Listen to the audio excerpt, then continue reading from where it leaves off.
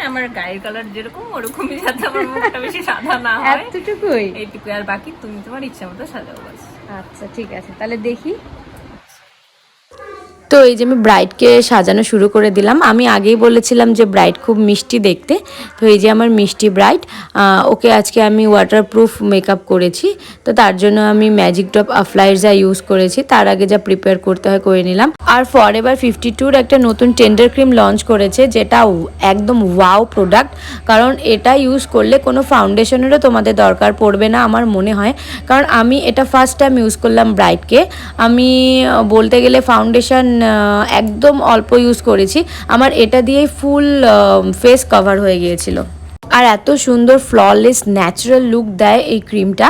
তোমরা সবাই এটা ইউজ করতে পারো। এরপর আমি মুখটা সেটিং স্প্রে দিয়ে সেট করে নিলাম। তো তারপর আমি হালকা একটা আই মেকআপ করেছিলাম। অ্যাকচুয়ালি গরম দিনের যে মেকআপ করি আমি,